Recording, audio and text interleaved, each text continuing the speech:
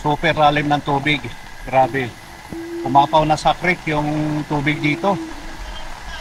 Oh, lalim na oh. Umover na pala yung tubig, no? Kala ko hindi. Oh.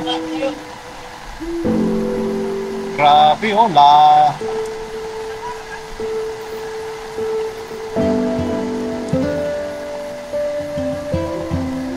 Oh, mabot na dito sa terminal na ng tricycle. Sobrang lalim na ng tubig dito oh. Grabe baka. Sobra. Sobra. Oo. Grabe. Hindi ko akalain na ganito kalalim ang tubig, oh. Hindi ko akalain na ganito kalalim. Grabe pala, lalim na pala ng tubig. Yung part na yan dyan, oh, mga kamasa, creek namin yan, napakalalim na creek na yan. Eh, umabot na ang tubig dito, oh. Dito na lang sa kinalalagyan natin ngayon, nasa hita na yung tubig. Ayun, oh. Kung nakita nyo, terminal ng tricycle yan, oh. Dito sa lugar ko sa Camarin, oh. Grabe, oh. Overfloods.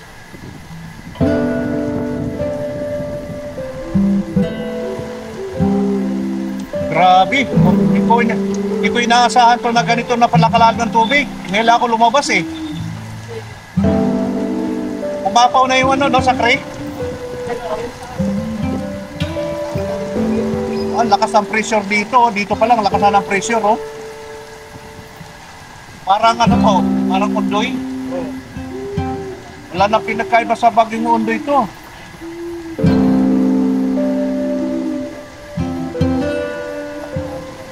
Nakakita mo na. Tapos gusto pang pumasok yung anak ko. Hindi ko alam na ganito na palang sitwasyon dito. Ito yung subdivision namin, no, mga kamasa. Grabe. Ang lalim na ng tubig. Ngayon ako lumabas ng bahay. Nakakita ko yung sitwasyon ng subdivision namin. Napakalalim. Ang katulad po nito, yung Bagyong Ondoy. Oh.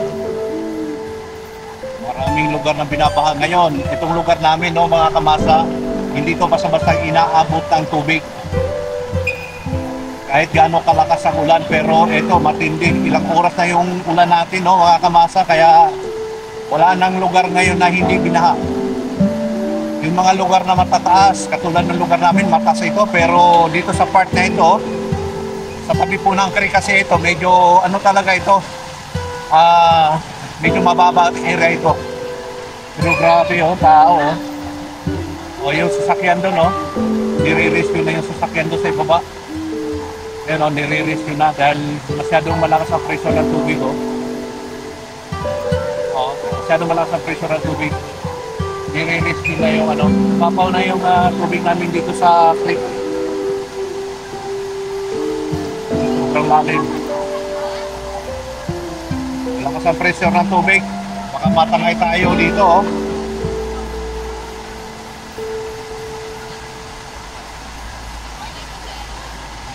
Ayun, oh, dyan sa lugar na yun, oh, napakalalim na rin, oh. Ayun, oh, yung motor tinutulak na, hindi na makaya.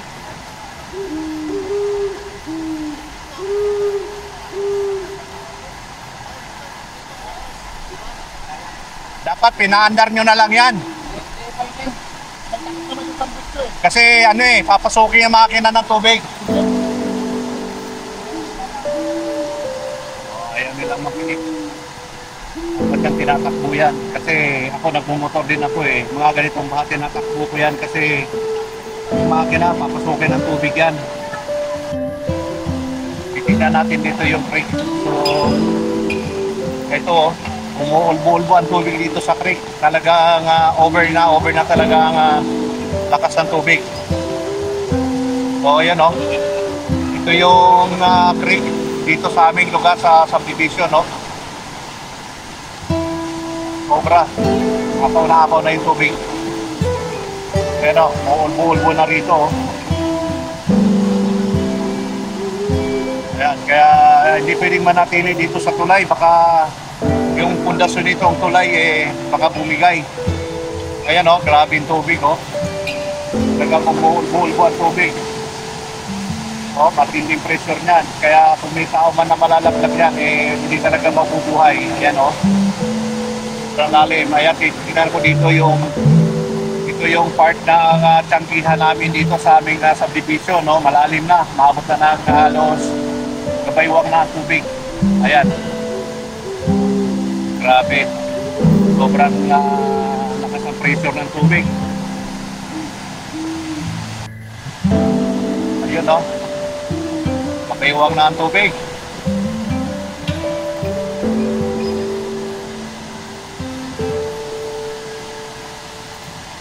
Bakit? Dalawang paa na malalalim dyan.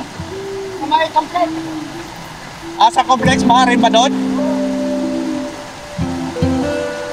Oo. Ano nga, manot na yun ako. Oo, malakas ang pressure dito, itong lugar na ito. Kaya yan, oh. Yung isang sasakyan doon, hindi mo lang nila na-evacuate pa yun, oh. Baka matangay ng ano yun, tubig.